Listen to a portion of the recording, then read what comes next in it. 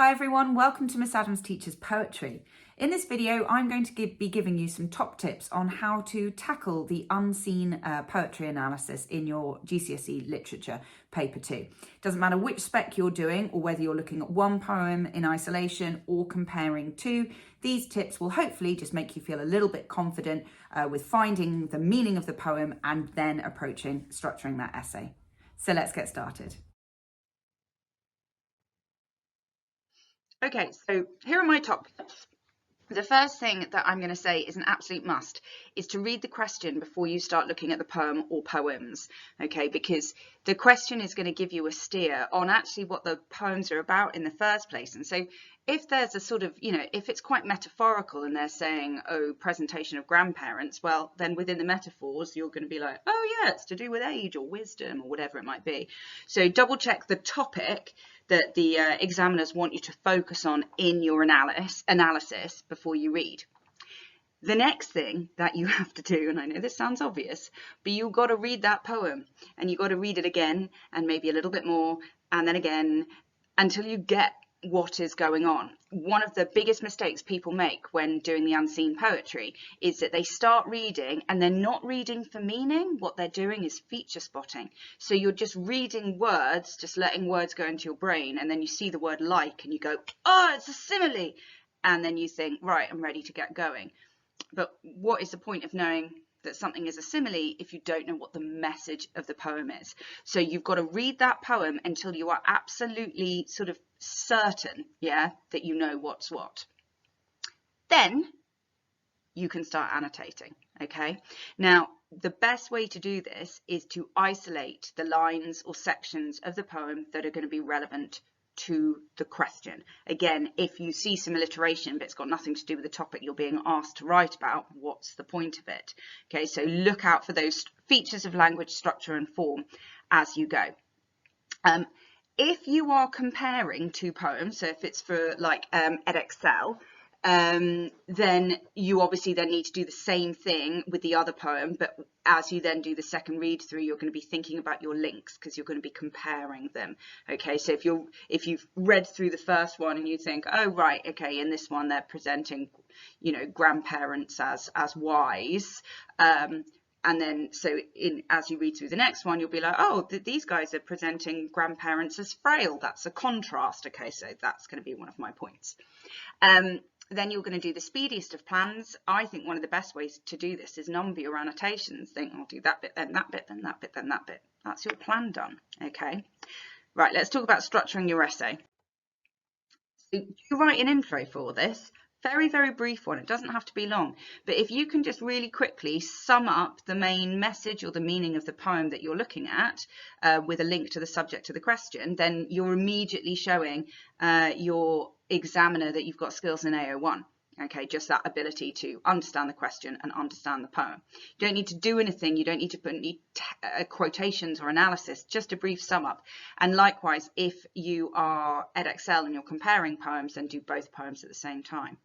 Now, before you start writing your analytical paragraphs, I would really, really strongly suggest that you write a paragraph on form if you can say something sensible about it. And I'm going to talk to you about that in just 1 second.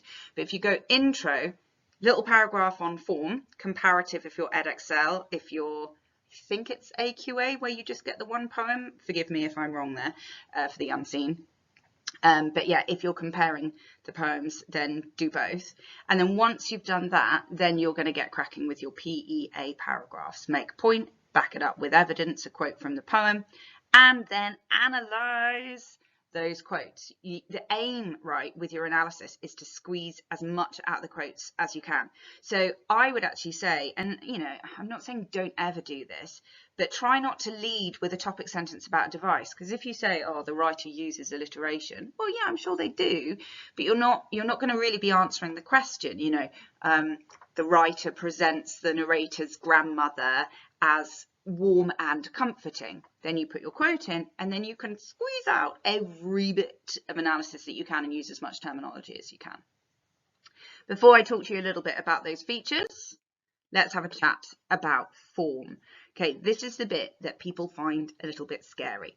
No one is going to be expecting you in an unseen exam to be working out whether it's iambic pentameter or trochaic tetrameter. No, that, you know, I mean, obviously, if you're capable of that, then absolutely fantastic. But at GCSE level, an examiner is not necessarily going to want to see that. But what they are going to want to see is if you can make some judgments about the overall feeling of the rhythm. You might be able to notice whether or not there's a rhyme scheme or label it, and you should certainly be able to see if it's free verse, i.e. there is no rhythm or rhyme scheme, it's all over the shop. And the most important thing is that you can say something sensible about the impact. You're not going to get any marks for just saying, like, if you spot that it's a sonnet, so if you count up and you go, oh, 14 lines and that's the rhyme scheme, and you say it's a sonnet, but you don't say which is important because sonnets are associated with love and this is a dedication to the grandparent, then you're not going to get the marks. You always have to say impact, okay? So have a think about these things. Does it have a rhyme scheme? Is it free, or is it free verse, okay? If it does have a rhyme scheme, see if you can label it or at least describe it, talk about whether it's fixed or irregular. Then maybe think about whether or not there are some interesting features like enjambment or caesura. If you do have a rhyme scheme, do you read it with a rhyme or do you break it up because of enjambment or caesura? And again, if that is the case, then why? What might it represent? Rigidity, freedom, unpredictability? Is there something that you could say that links to the subject matter?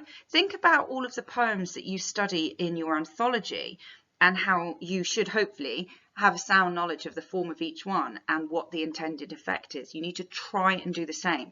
If you can't, just move on, yeah, and get cracking with your PA paragraphs. I would rather see an unseen analysis that didn't tackle form than one that said some of these horrific, forbidden phrases, and I mean forbidden. I don't want to see this. The rhyme scheme makes it flow better. No, that's meaningless.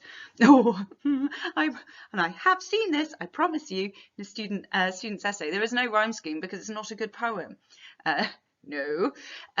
Or things like, the form is effective because it makes the reader think more about the topic. These are bland vaguisms that mean nothing, okay? So if you can't find something meaningful to say about the form, then just move on and get cracking with your analysis. Okay, so I mentioned before about writing your PEA paragraphs and ensuring that you squeeze as much out as you can. So for example, you want to make sure that you are using a little bit of critical terminology to support. So in your language, this is easy stuff, perhaps. You're going to be looking out for things like metaphor, simile, personification, hyperbole, that's over-exaggeration. You might look out for some sound effects like alliteration, sibilance, that's repeated S's, assonance and onomatopoeia. If you can't find any of these things, if you're sat there looking at the poem going, there's nothing to say, well, there's always going to be some sort of emotive language choice or effective word choice. So if you can't find these terms, then just go to specific words and explain their effect. And if you can use the word class name, go for it. Okay, so the abstract noun wisdom suggests, yeah, or the list of adjectives is effective because. And then likewise, you've got your structure and kind of form-based things. You can still comment on aspects of form in your PEA paragraph. So if you were looking at something and you noticed that it suddenly had a really, really short stanza, just like one line, then yeah, comment on that in your PEA paragraphs. But you're going to be looking for the usuals, things like repetition, enjambment, which is run on lines, caesura, when you break up your line with punctuation, like a full stop. You might look at contrast, antithesis, and I said sentence functions as well. You're not going to look at sentence types, but you are probably going to comment on if you see, for example, an exclamative or a question, or even an imperative, you know, like a commanding one. So these are all the things that should go into your analytical paragraphs. When it comes down to it, with unseen poetry, the most important thing is you get what the writer is trying to say. And then everything that you write can be angled towards what is the message of that poem. So I cannot stress enough that reading through that poem or those poems until you get the point of it, that is the most important step. And then write until your heart is content. Okay, that's it from me. Thank you very much for watching. If you've got any questions, do just pop them in the comments and I will get back to you. And if you're sitting the exam tomorrow, good luck. Happy revising.